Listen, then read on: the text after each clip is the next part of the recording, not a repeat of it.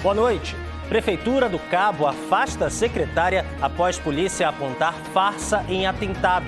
Imagens de câmeras foram decisivas na investigação. Carro desgovernado atropela e mata homem de 55 anos na BR-408, em Paudalho.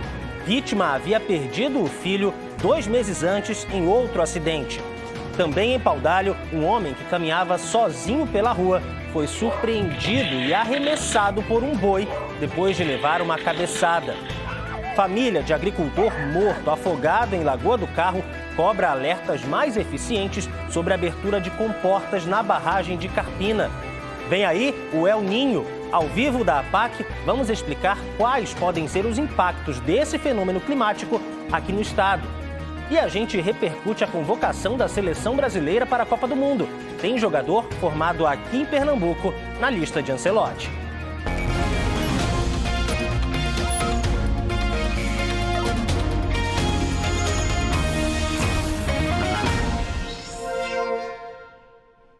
A Prefeitura do Cabo de Santo Agostinho decidiu afastar a secretária da Mulher, Aline Melo, e o motorista Everton Eduardo.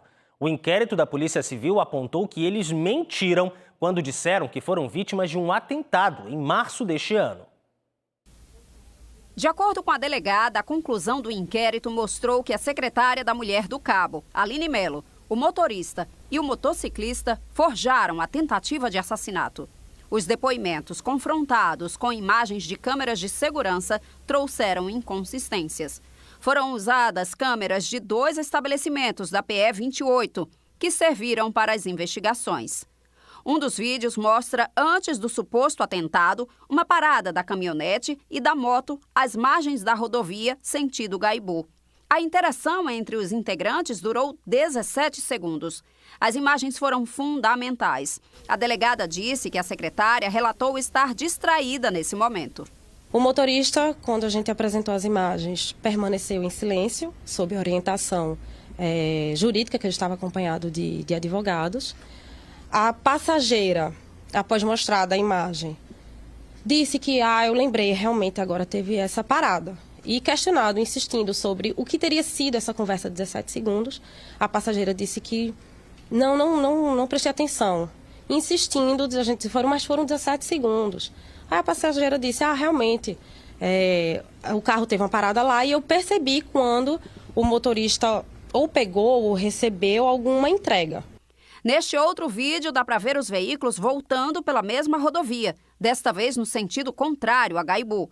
Esses registros teriam sido feitos depois dos disparos. No momento exato dos disparos não há câmera de vídeo monitoramento. No vídeo de retorno mostra um lapso temporal entre as passagens dos veículos bem brando, em torno de 3 a 4 minutos, o que também, somado aos outros elementos informativos, fez com que a investigação concluísse no sentido de que haveria sim um conluio entre os indiciados.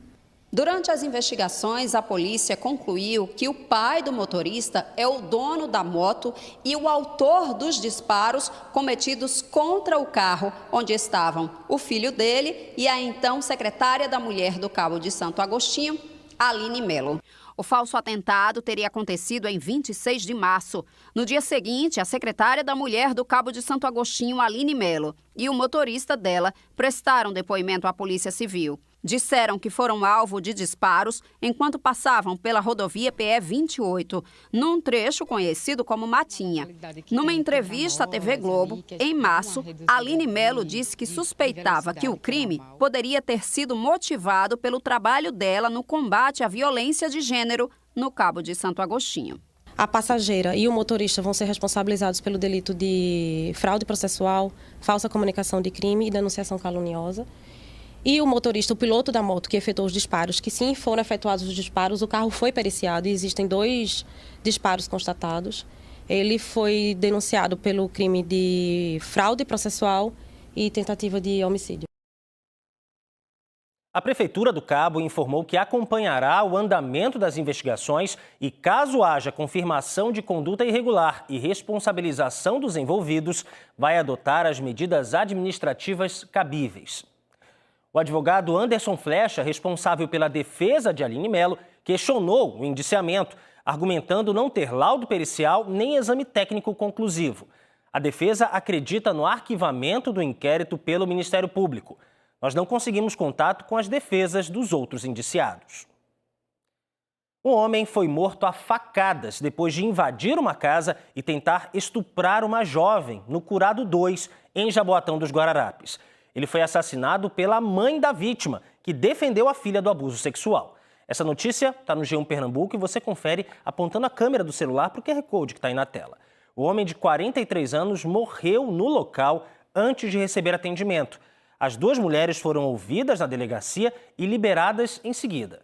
A mãe relatou que deu uma facada no suspeito após flagrar o homem tentando abusar da filha. O caso é investigado como homicídio. Outros detalhes é só ir lá no G1. E hoje é o Dia Nacional de Combate ao Abuso e à Exploração Sexual de Crianças e Adolescentes. Uma data que reforça a importância de denunciar.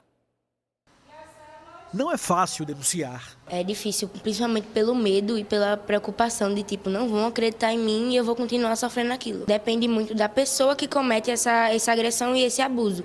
Porque principalmente quando vem de casa, tem o risco de a pessoa que a gente vai contar e confia não acreditar. Para mudar isso, representantes do Ministério Público de Pernambuco estão visitando escolas do Recife para conversar com os estudantes. Hoje à tarde, o bate-papo foi com os alunos do 9º ano da Escola Cônego Rochael de Medeiros, em Santo Amaro. A ideia é chegar mais perto dos jovens e mostrar que eles não estão sozinhos, além de incentivar a quebra do silêncio diante da violência. Trazer para essas pessoas que o corpo delas não pode ser vilipendiado. O corpo dela precisa ser respeitado e dizer não. Não para que não aconteça mais violações. É preciso que eles saibam que eles estão protegidos e que tem o Ministério Público e outros órgãos também dando força para que eles não fiquem silenciados. A orientação é simples. Se perceber que algo está estranho, tem que procurar ajuda, que pode vir de um professor, por exemplo. A conversa em casa também é importante. Falar ajuda muito, porque outras pessoas podem se encorajar por causa de você. É um ato de coragem. Sim. Muito. E olha só a notícia que está no nosso Instagram, @ne2.globo. Uma mulher de 29 anos foi presa em flagrante por transportar quase 7 quilos de cocaína dentro da mala. A Polícia Federal encontrou a droga durante uma fiscalização no Aeroporto Internacional do Recife. E o que chamou a atenção da polícia é que a cocaína estava escondida dentro de um tabuleiro de xadrez artesanal. Vai lá no @ne2.globo que você confere a notícia completa. Um homem de 55 anos morreu em um acidente na BR-408 em Paudalho, na Mata Norte. De acordo com a Polícia Rodoviária Federal, o motorista de ônibus Luiz Barbosa da Silva foi atingido por um carro desgovernado ontem à tarde. O veículo saiu da pista principal e atravessou o canteiro. A Prefeitura de Paudalho informou que a vítima havia perdido o filho em março deste ano em um acidente envolvendo caminhões no agreste do estado. O veículo desgovernado também bateu numa Kombi que passava pela pista local. O motorista do carro não ficou ferido. Ele fez o teste do bafômetro, que deu normal, e foi conduzido à delegacia de Goiânia, onde prestou depoimento. A Polícia Civil investiga o acidente. E agora a gente traz a imagem impressionante de um acidente que também aconteceu em Paudalho. Um homem de 53 anos caminhava quando levou uma cabeçada de um boi. O acidente foi registrado por uma câmera de segurança. A Secretaria de Saúde de Paudalho informou que a vítima sofreu ferimentos no pé esquerdo. Ele foi levado para a UPA da cidade e já teve alta. A Secretaria Municipal de Agricultura informou que antes da ocorrência não tinha recebido denúncia de que o animal estaria solto e disse que vai intensificar a fiscalização na localidade. Sob chuva e sol, as marquises se deterioram no Recife. Sem manutenção, muitas dessas estruturas oferecem riscos à população.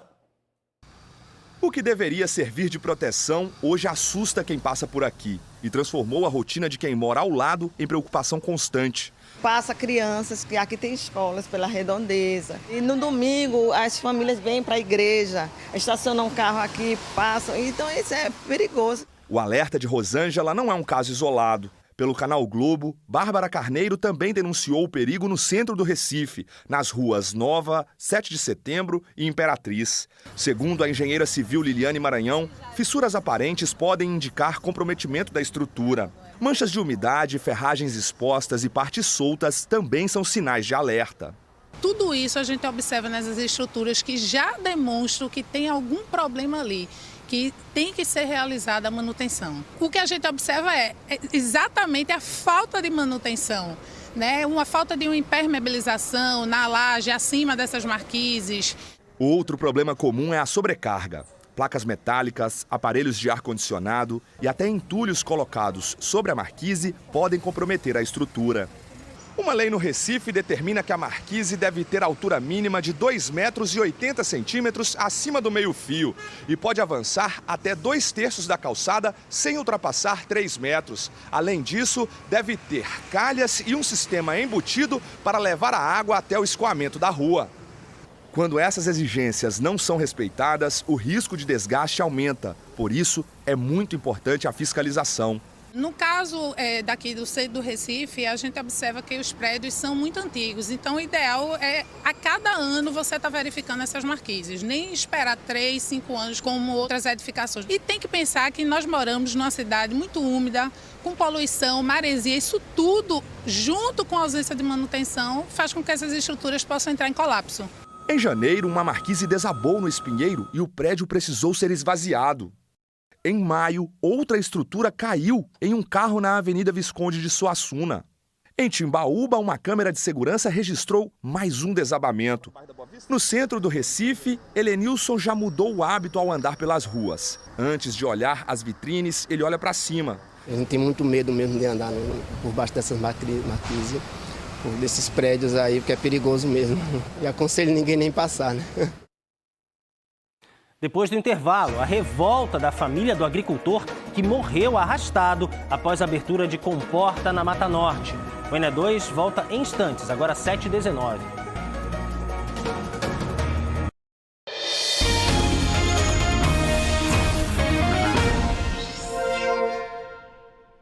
Parentes do agricultor que morreu levado pela correnteza após a abertura de uma comporta na Mata Norte estiveram hoje no IML. Entre eles, o sentimento é de revolta. O corpo de Marcelo Francisco Silva, de 50 anos, estava desaparecido desde a última sexta-feira e foi localizado ontem à tarde pelos bombeiros. O agricultor teria escorregado e caído na água. Testemunhas contam que a água do rio subiu e estava começando a cobrir a ponte por onde ele passava. A família mistura luto e indignação. A irmã e a cunhada do agricultor dizem que a comunidade não foi avisada com antecedência da abertura da comporta da barragem. Para elas, o aviso teria evitado o afogamento. De jeito nenhum. Nenhum comunicado. Nem as próprias pessoas que já estão acostumadas com esse tipo de coisa, que todo ano tem essas portas abertas de água, nem eles sabiam. Foi uma surpresa para todos, inclusive para quem morreu, meu cunhado. O governo do estado informou que enviou comunicado à Defesa Civil de Lagoa do Carro na última quinta-feira, um dia antes da abertura da comporta, por e-mail e pelo grupo de WhatsApp que reúne os coordenadores das Defesas Civis Municipais de todo o estado. No documento, a Defesa Civil do estado pediu a atuação preventiva das Defesas Civis Municipais para realizar o monitoramento da bacia hidrográfica e preparar o Sistema Municipal de Defesa Civil, conforme atribuições previstas no Plano de Contingência Municipal. Pediu ainda a realização do mapeamento das áreas de risco, impedindo as ocupações nas áreas situadas nas planícies de inundação. Que pelo menos tivesse avisado que essa barragem ia ser aberta, o dia, o horário. Entendeu? Não ia acontecer isso com meu irmão. Talvez ele estava aqui com a gente vivo, né? Mas isso não foi comunicado para ninguém, para a população nenhuma. Agora vamos conversar com Juliano Roque, ao vivo, da sede da APAC, e o assunto é o El Niño, que vem aí. Juliano, conta pra gente quais devem ser os impactos desse fenômeno aqui em Pernambuco. Bem-vindo, boa noite. Boa noite, Gustavo. Boa noite a todos. Eu estou aqui conversando com Edivânia Santos. Ela é meteorologista da APAC. Já entendi uma coisa. Se o El Niño vir com tudo, como está prometendo, a consequência mais evidente para a gente é a seca. Uma seca mais severa. Onde? Onde mais se sofre com seca. Então, Agreste e Sertão. Ô, Edivânia, e esse El Niño já está chegando, está perto? Quando ele se forma, hein? Geralmente ele está, na verdade, ele está se formando, né? Ele tende a se formar agora em maio até julho. Julho, certamente, ele já vai estar configurado. E o que é que vem despertando essas informações de que ele pode vir tão forte, hein? Então, existem muitos modelos que fazem esse prognóstico e alguns desses modelos já mostram a probabilidade desse El Niño, né, que é a temperatura, a anomalia de temperatura ser acima de 2 graus e alguns até mais do que isso, até 2,5 graus. A maioria dos modelos já mostram um El Niño de moderado a forte. A gente tem essa imagem aqui, eu queria que você explicasse. Aqui, gente, ó, é o Brasil, certo? Tá vendo aqui esse círculo verde? É onde nós estamos, é Pernambuco. Conta pra gente como é que ele age. Então, o El Niño ele se forma aqui. Tem um aquecimento dessas águas do Pacífico equatorial e ele vai agir diminuindo as chuvas justamente nessa região. Danou-se, ele está lá no Pacífico, interfere aqui no Atlântico. Exatamente. Por quê? Porque ele vai interferir diminuindo as chuvas, é como se ele empurrasse. É uma panela de pressão, é um imã ao contrário que não se junta, né? Isso. E aqui, onde a gente teria, as chuvas da gente vêm daqui do Atlântico, onde vai se formar essas nuvens, ele vai impedir de se formar essas nuvens. Muito obrigado, viu, Edivânia? Diante dessas informações, Gustavo, as prefeituras dos lugares já podem se programar. Voltamos com você. Obrigado, Juliano. Boa noite. A federação formada pelo PSOL e pela Rede Sustentabilidade confirmou a pré-candidatura de Ivan Moraes para o governo de Pernambuco. O anúncio foi feito após reunião entre representantes das duas siglas na sexta-feira. O nome do pré-candidato a vice-governador ainda não foi definido. O evento também definiu Paulo Rubem como pré-candidato ao Senado. Em instantes, o que a convocação da seleção tem a ver com Pernambuco? A gente conta depois do intervalo. O NE2 volta já.